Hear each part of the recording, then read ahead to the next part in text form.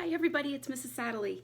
I have a book for you today called Christina Katerina in the Box by Patricia Lee Gouch. Christina Katerina liked things.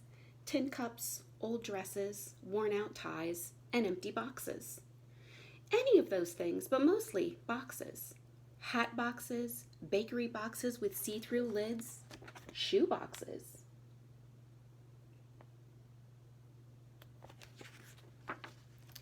Best of all, she liked big boxes. So she was happy indeed one sleepy summer day when even her sometimes friend, Watson, was out of town to see a truck deliver a great tall box. It came on a refrigerator. "Oh, how grand and new," Christina's mother said, looking at the refrigerator. "It is, oh, it really is," said Christina, looking at the box.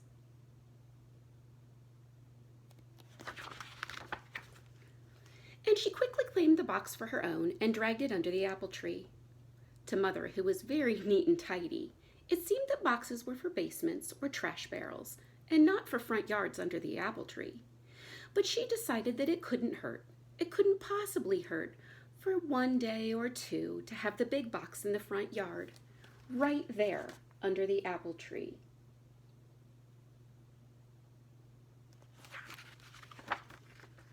That afternoon, Christina's father cut a window and a door in the box, and Christina painted on turrets, a drawbridge, and bolts for the door, and the box became a castle. Inside, she put sticks on the windows for iron bars, and she brought in all of her cups and saucers and lots of fig Newtons, in case there was a battle and she couldn't get out.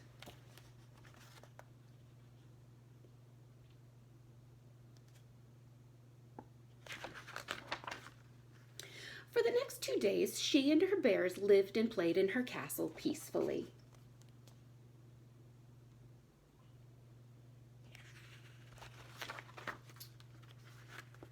Until Watson came home. He sneaked into her castle while she was out to lunch and ate all of her fig Newtons. She locked him in until he hollered, "I'm sorry," 15 times. When she finally let him out, Watson gave Christina's castle a kick, and over it went, smack on its side.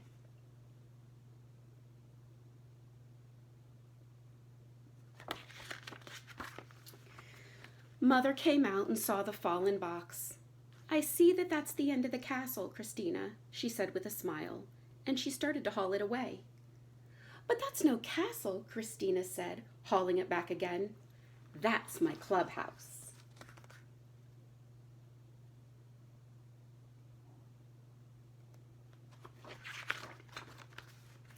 And it was for 3 long days right there under the apple tree.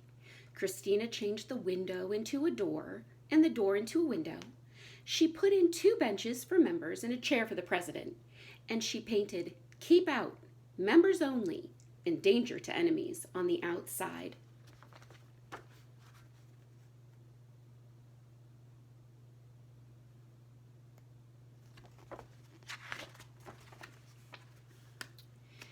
And she let Watson join. They met in the clubhouse, which was very dark when the door was closed and very secret. And they spit on a nickel and swore to be friends forever. And they were.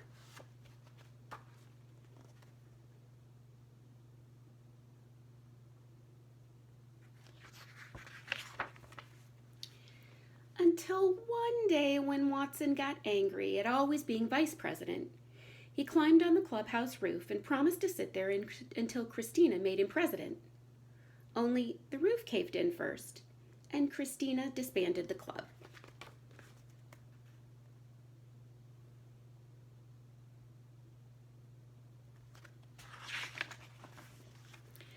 When Mother saw the sad-in box, she brushed her hands together. Now she would have her nice, neat yard. "Well," she said, "that is the end of the clubhouse," and she tugged it toward the street. "But that's no clubhouse," said Christina, tugging it back again. "That's my racing car, Hermione, and I'm late for a race."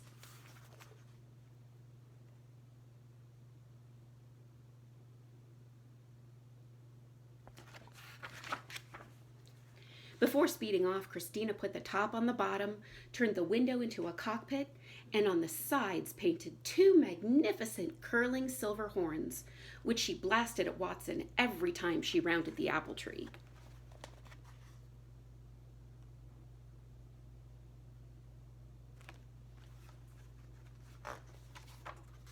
For 2 days she raced around the yard and won every time.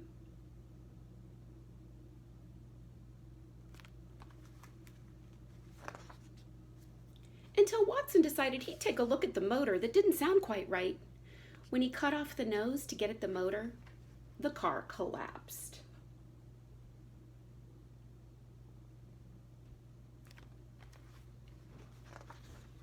Christina's mother was relieved. Well, that is the end of the racing car, she said, and she pulled the cardboard toward the trash barrel. But that's no racing car, said Christina, pulling it back again. That's the floor of my summer mansion, and I'm going to have a ball. And she did, right there under the apple tree.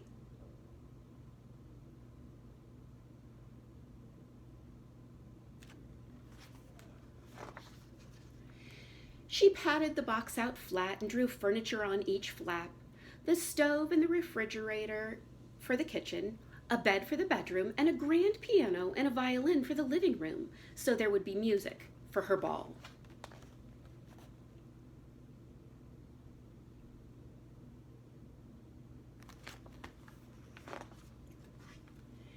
Then she and her bears and Watson dressed up in gowns and high heels, and they invited kings and queens and some presidents and one vice president to come. And everybody came and they danced and danced until their feet hurt and they had to take off their shoes. Even without shoes, Christina had a wonderful time.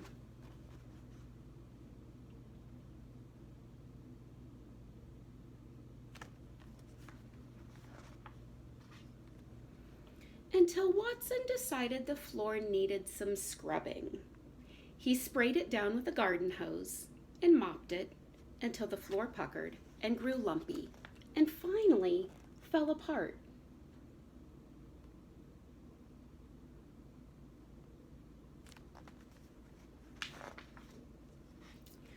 When Mother came out a little later, she looked at her front yard, she shook her head and said, "Well, and then, is this the end of your grand floor?"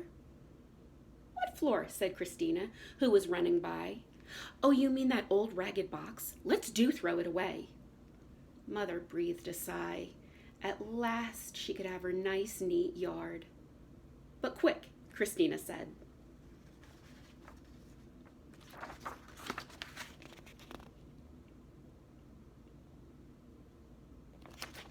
"But quick," Christina said. "Watson's mother got a washer and dryer today, and he's bringing 2 ships down now. I said my mother wouldn't mind a bit if we sailed them right here in front of our yard, right under the apple tree."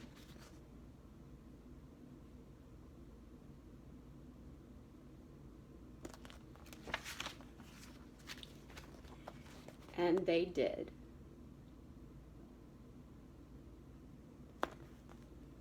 I hope you all have the opportunity to maybe find a big box or even a medium-sized box and turn it into something really creative. I miss you all. Hope to see you soon. Bye-bye.